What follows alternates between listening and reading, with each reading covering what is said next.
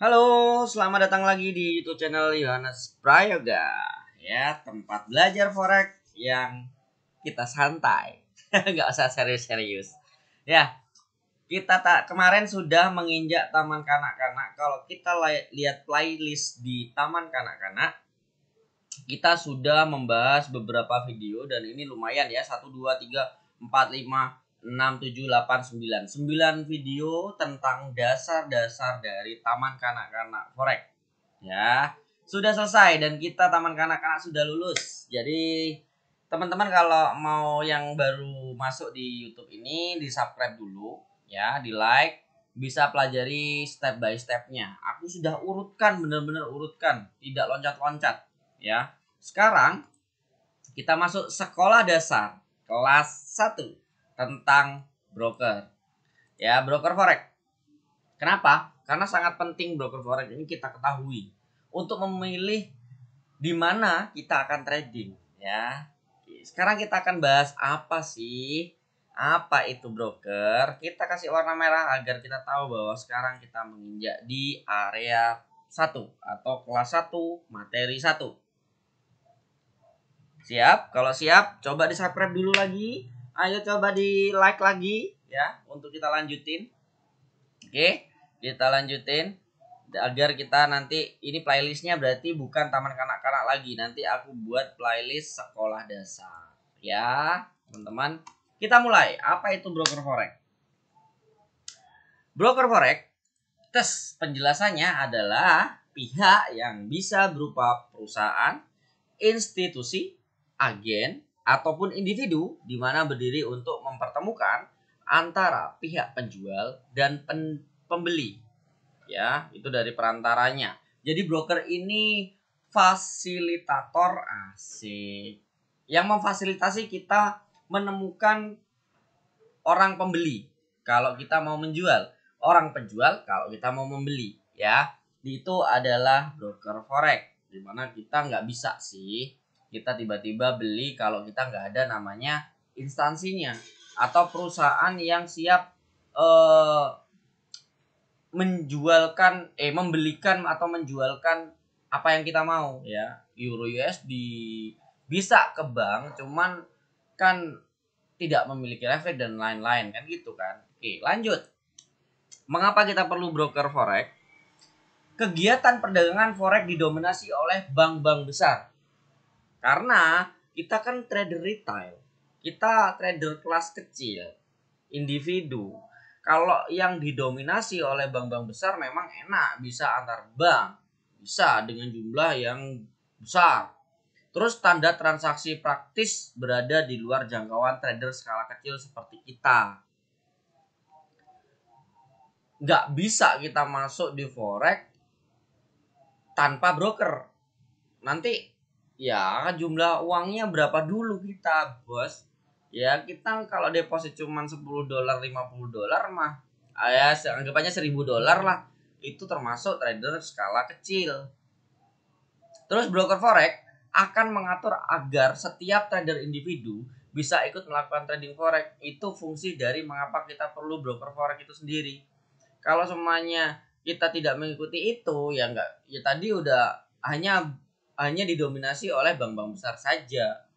Broker forex juga menyediakan software dan perangkat lainnya yang memungkinkan trader untuk melakukan transaksi secara online via komputer, laptop, serta bermacam-macam gadget lain. Ya, Android, iPhone itu sudah ada MetaTrader-nya di dalam sana. Ya, nggak perlu pakai komputer atau laptop, juga sekarang pakai handphone pun bisa. Kecuali dulu itu nggak bisa karena handphonenya ya masih abu-abu layarnya ya, nggak kayak sekarang. Kalau dulu itu pakai laptop komputer. Kalau bicara lebih dulu lagi itu ya malah pakai via telepon, nanti aku jelasin. Terus dari mana broker forex memperoleh keuntungan? Itu dari komisi. Yang pertama, ada yang dari spread atau ada broker yang menggunakan spread dan komisi. Dua-duanya. Ada yang hanya komisi tapi spreadnya 0. Ada yang hanya spread tapi komisinya 0. Ada yang spread plus komisi. Jadi tergantung. Kalian memilih brokernya yang mana karena banyak banget broker itu. Itu keuntungan dari broker forex. Oke. Sekarang broker forex online. Dahulu broker menggunakan via telepon. Jadi kalau bercerita zaman dulu itu bentuknya kayak kita beli lembaran, kayak lembaran gitu. Jadi contoh, orang dulu itu menganalisanya menggunakan kertas. Jadi kertas itu digunakan begini. Kemarin high-nya di mana, low-nya di mana, open-nya di mana, close-nya di mana. Ditanya dulu. Nanti kita gambar kotak-kotak gitu bentuk candle. Setelah itu ketika kita udah mengumpulkan historisnya, berapa high-nya, low-nya, close-nya, open-nya, terbentuklah sebuah charting yang kita tulis sendiri, kita gambar sendiri berbentuk candle. Baru kita analisa. Setelah menemukan analisa, kita menentukan kemana arahnya, kita akan apa, buy atau sell. Baru kita ambil telepon, kita telepon agen atau yang bisa dikatakan broker itu, saya mau beli saat ini Euro USD, saya membeli saat ini GBUSD, kayak gitu, dengan jumlah size sekian, quantity sekian, lot sekian, dan tolong dong kasih batasan lossku ketika dia turun sekian, lepas aja jual, kalau udah sekian ambil aja profitnya, kayak gitu. Itu dulu. Karena sekarang zaman teknologi sudah berkembang pesat, itu sangat mudah sekali kita bisa masuk ke dalam dunia trading, dimana kita bisa lihat broker itu banyak banget, bisa daftar dimanapun broker itu. Terus ada MT4, MT5, kadang ada streamer yang memang broker tersebut menggunakan streamer lain, streamer dia sendiri. Contoh Agea, itu ada streamernya sendiri khusus Agea, dimana dia sama kayak MetaTrader tapi aplikasi dari broker itu sendiri. Terus apalagi ya, banyak aplikasi atau platform lain yang dibuat oleh broker itu sendiri.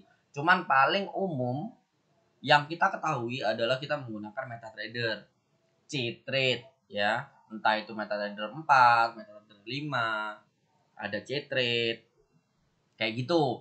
Jadi lebih mudah saat ini, kita nggak perlu menggambar, kita nggak perlu buat atau mencatat high low open close hari kemarin. Kita bisa menggunakan time frame secara otomatis ya. Klik aja M15 akan keluar candle M15 semua, high low-nya di mana, open close-nya di mana. Kalau dulu kan harian, setiap hari kita mencatat, dibuat sebuah candle, digambar, terus kita analisa. Setelah kita coret, kalau ada kesalahan coretan kita buat lagi dari awal. Itu dulu ya, dulu. Sekarang kan enak. Semua sekarang, apalagi sekarang, itu real time dan mudah digunakan. Dimana dulu itu kan nggak real time, kita cuma tahu pergerakan pada hari kemarin candlenya. Untuk hari ini kan kita nggak bisa lihat sekarang ada di mana price-nya. Kita nggak bisa lihat sekarang bergeraknya di mana, ada buntut apa enggak, dan segala macam yang ada saat ini yang tidak ada di zaman dahulu. Zaman dahulu ya udah, kalau kita kemarin sudah menulis namanya candle kemarin, berarti saat ini kita tunggu besok untuk tahu candlenya itu seperti apa saat ini. Kayak gitu, nggak real time. Ya, nggak real time. Itu zaman dulu dan zaman sekarang. Oke, itu bedanya. Terus, regulasi dan legalitas broker forex. Oh, ada motor, bentar. Ada suara motor ya. Sabar, bentar ya.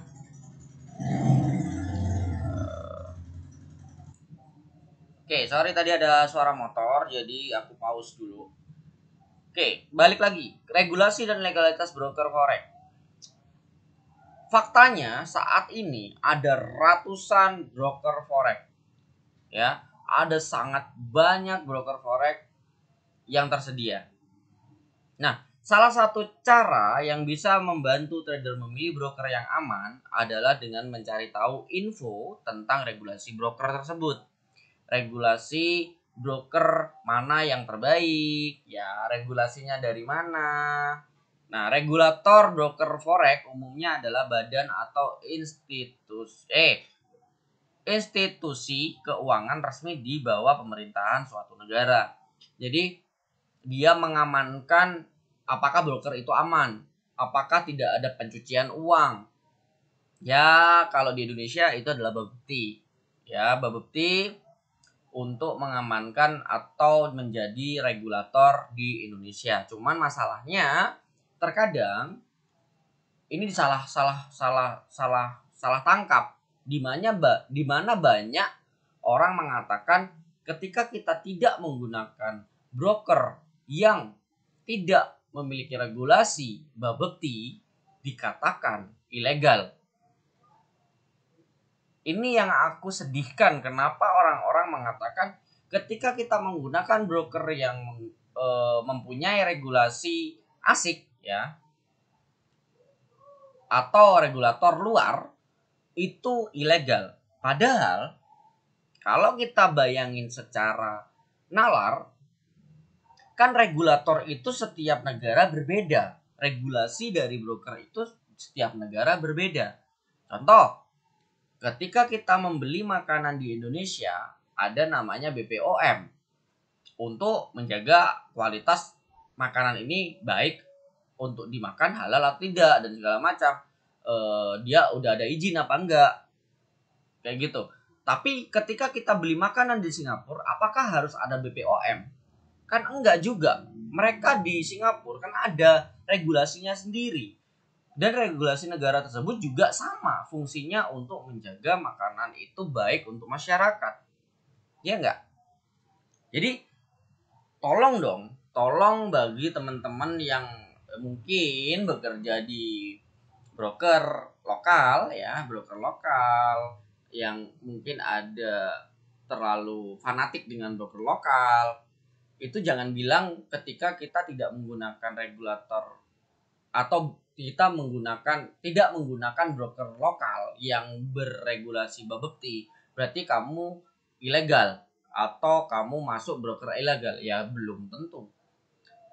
Memang ilegal di Indonesia tetapi tidak di luar negeri karena sama aja. Sama-sama regulasi untuk menjaga nasabah-nasabah di broker tersebut kan. Ya nggak bisa dibilang juga ketika kita nggak ikut Bapepti berarti itu kamu masuk di broker penipuan. Nah, nggak bisa gitu. Bapepti sama regulator yang lebih besar. Contoh kayak gini. Aku liatin di Forex Factory, di sini ada broker. Nah, di sini kan ada ASIC, CISEC ya, ada FMA ya, ada regulator mana lagi ini FCA. Itu bukan berarti regulator mereka selalu penipuan kan, enggak. Bisa kalau dibandingkan regulasi sana lebih besar, lebih baik daripada regulasi Indonesia karena lebih besar regulasinya di sana. Ya bukan berarti regulasi Indonesia jelek, enggak. Tapi masalah volumenya adalah tingkatannya udah berbeda. Ya, tingkatannya udah berbeda. Paham kan maksudnya? Bukan berarti Bapepti adalah regulator Bapepti itu jelek, enggak. Aku enggak bilang begitu. Aku bilangnya tingkatannya berbeda, sama kayak sekolah. Sekolah di Indonesia ketika kuliah, orang tuanya maunya, "Oh, siswaku mau kuliah di luar negeri deh. Di Singapura sana biar kualitasnya bagus." Kan bukan berarti sekolah di Indonesia jelek, bukan, tetapi ada yang lebih bagus tapi di luar negeri. Sama seperti regulator yang ada di sini. Bukan berarti ketika kita sekolah di luar negeri terus kita nggak diakui atau kita bisa dibilang sekolahan itu jelek karena nggak ikut regulasi Indonesia. Nggak gitu juga, bro. Itu loh maksud saya ya. Bisa dipahami ya, itu adalah regulasi-regulasi yang ada di broker-broker.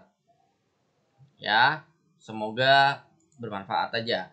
Terus dari tipe broker itu forex sendiri, broker forex itu sendiri jenisnya sebenarnya ada dua, dealing desk dan no dealing desk. Dimana biasanya dealing desk ini adalah bandar, bisa disebut ya banyak orang mengatakan dealing desk ini adalah bandar, dimana dia market maker masuknya. Tapi kalau no dealing desk akan langsung masuk ke STP, ECN plus STP. Kayak gitu. Jadi, tapi masalah yang ada saat ini kebanyakan ya, kan dealing desk ini biasanya kalau zaman dulu itu bisa memanipulasi pergerakan harga, memanipulasi market pergerakan forex. Tetapi saat ini jarang sekali ada manipulasi itu. Jarang. Kelihatan oleh visual itu jarang ada. Kalau dulu tuh antara candle broker satu dengan broker yang lain kadang beda jauh. Ada spike-nya, ada panjang dan tidaknya ringnya dari setiap broker itu kadang berbeda. Nah, sekarang ketika broker itu menggunakan dealing desk dan dia itu memanipulasi market sampai kelihatan mata, jelas gampang ditinggal oleh nasabahnya. Nah, jadi kalau kita lihat sekarang kita hampir tidak bisa melihat mana broker ini dealing desk, mana no dealing desk. Karena semua kalau kita perhatikan dari chart, kita perhatikan dari grafik, semuanya hampir sama. Walaupun ada beda-beda dikit, ya normal lah ya. Beda-beda dikit karena beda server mungkin. Itu normal, tapi tidak signifikan. Ya perbedaannya nggak signifikan. Jadi nggak bisa dikatakan atau diasumsikan salah satu broker tersebut dealing desk atau no dealing desk ya. Karena sekarang kan kalau dikit-dikit dimanipulasi dan kelihatan mata kalau broker A sama broker B itu beda, itu bakalan pasti ditinggal oleh nasabah. Jadi broker kayaknya udah nggak berani memanipulasi harga terlalu besar, mungkin hanya beberapa pip doang ya, beberapa pip doang. Dan kebanyakan kalau memang bandarnya itu memanipulasinya dari sisi slippage, dari sisi spread yang tiba-tiba melebar, yang tiba-tiba mengecil, tiba-tiba kita open posisi itu naik ke atas, loncat open posisi kita, itu mungkin bisa terjadi. Nah, tetapi dalam kenyataannya broker ini bisa memilih dua, bisa memilih jadi dealing desk dan no dealing desk, dan itu jadi satu broker itu. Jadi bukan berarti ketika dia dealing desk nggak bisa no dealing desk, tapi kalau broker itu no dealing desk nggak bisa jadi dealing desk, nggak bisa, dua-duanya bisa difilter. Mereka bisa melakukan filter di mana biasanya dia akan melakukan dealing desk atau menjadi bandar jika akun dari nasabah dicek dia tidak disiplin, dia itu gampang loss, kebanyakan MC, itu biasanya bandar aja dah. Ini orangnya ini dari beberapa akun ternyata jelek, jadi aku gitu aja deh, aku bandarin. Nah, kalau no dealing desk itu biasanya broker tersebut ngelihat akun dari nasabah itu kok dia disiplin, menggunakan lot yang kecil, terus abis itu tidak nafsu dari lot-lotnya itu bisa dikatakan stabil, profitnya ada dikit-dikit, lossnya ada dikit-dikit, tapi grafiknya naik. Ini jangan dibandarin nih, masukin ke STP, masukin ke ECM kayak gitu. Jadi satu broker itu bisa menjadi dua tipe broker itu sendiri ya. Begitu ya teman-teman ya. Jadi bukan berarti ketika dia udah bertipe dealing desk nggak bisa jadi no dealing desk, nggak, bisa dua-duanya, bisa dijadiin satu dalam satu broker tipenya itu. Oke, itu. Nah, selanjutnya habis. Nah, nanti kita akan mempelajari ketika kita udah tahu namanya broker, baru kita akan jenis-jenis broker itu sendiri. Kita lebih detail ke jenis-jenis broker ya, itu untuk materi di video berikutnya. Kalau materi saat ini ya cukup apa itu broker, kita ada gambaran dulu lah gitu ya. Untuk jenis-jenis broker forex itu kita akan bahas di video berikutnya. Oke, di sekolah dasar kita. Nah, teman-teman juga kalau masih bingung di sekolah dasar, yuk balik lagi aja ke taman kanak-kanak, pelajari pelan-pelan. Oke, begitu. Jangan lupa di subscribe, jangan lupa di like. Kalau ada pertanyaan di komen. Kalau ada salah kata saya mohon maaf. Dan ada keramaian, bising-bising dikit, saya mohon maaf. Semoga bermanfaat saja. Kita sama-sama sharing, kita sama-sama belajar. Dan fokus tujuan kita adalah mencari profit. Ya. Jadi sama-sama menyemangatilah kayak gitu. Bye-bye teman-teman. Happy trading dan happy investasi. Saya Yohanes Prayoga. Bye-bye.